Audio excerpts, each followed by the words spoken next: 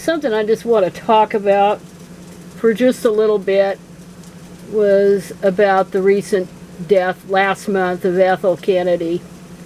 And, you know, she was really and truly a great woman. She was a no-nonsense woman.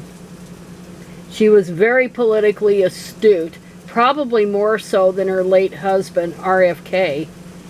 And when he died, when he was assassinated by Sirhan Sirhan in 1968, she didn't just stay home and raise all the slew of kids that they had, but she was involved in human rights issues. She was involved in civil rights issues. She was just a great woman, but it was always low-key. And she and RFK were real partners in their marriage. They had something that was really rare. And yes, there was some garbage, tabloid horse shit about RFK that was spread by political enemies back in the 1960s. But I can say that given what I've seen of her, and also saw the documentary, bought it, that was put out by her youngest daughter, who was born after RFK died, Rory, she would never have put up with any crap from him. No way in hell would she have put up with it. She was not a shrinking violet. This woman was very astute. She was always there. He relied on her so much. And what I noticed about that relationship, which was so rare because it was such a partnership, is it was much like Jimmy and Rosalind Carter. And by all accounts about Jimmy and Rosalind Carter is that Rosalind was even more politically astute than Jimmy was. And that's the same thing here with RFK and Ethel Kennedy. So she was truly a great person. And, you know, you can't really fault her. But even as we remembered her last month, and we continue to remember her, unfortunately, you know, everything wasn't flawless in her life.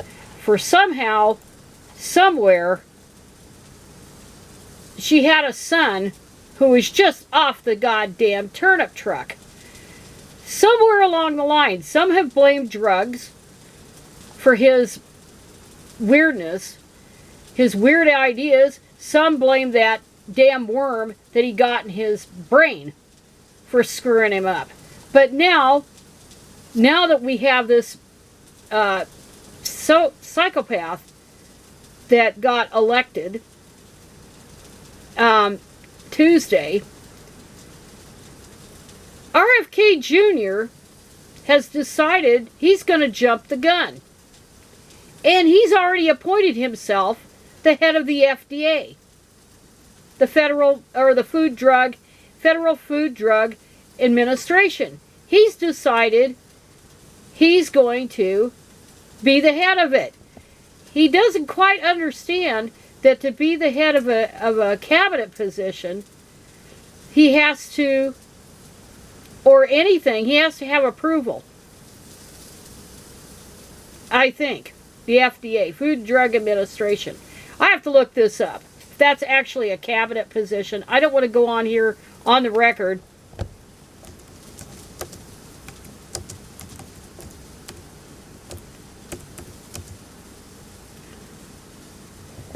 Is it or is it not? It may not be.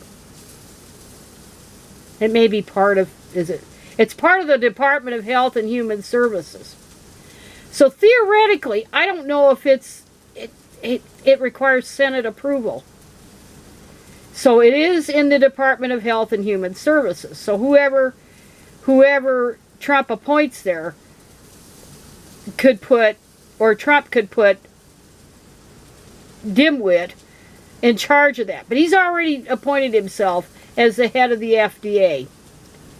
And goddamn forbid, and you know stinking well that mifepristone is going to be one thing that's going to be regulated, tightly restricted, or just eliminated. You know this. Never mind what women think.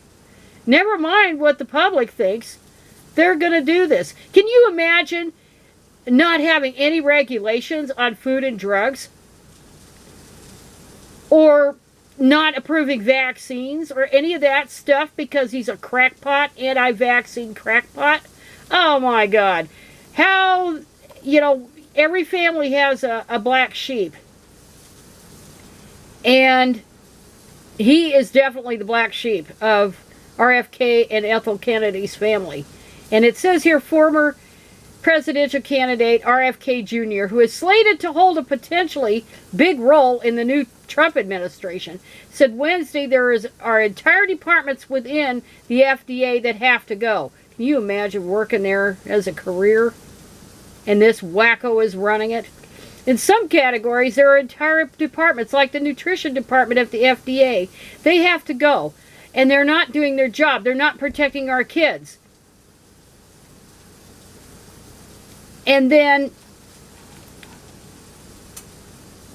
oh my God. Now he said Trump assured him he would get a role in the White House if he won the presidential election.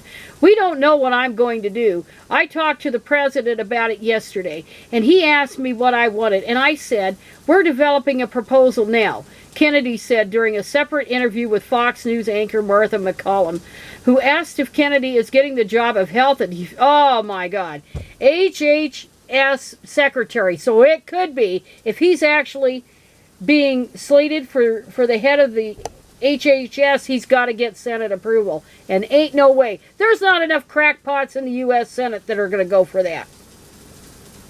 They're sure as hell not going to go for that. Now I could eat my words. Republicans appear likely to have a majority in the Senate of at least 52 seats, but it is unclear how easy it would be to get Kennedy confirmed. There has been plenty of speculation that Kennedy would serve a role that does not require Senate confirmation. So we're going to wait and see if this crackpot gets in. A crackpot administration. But how?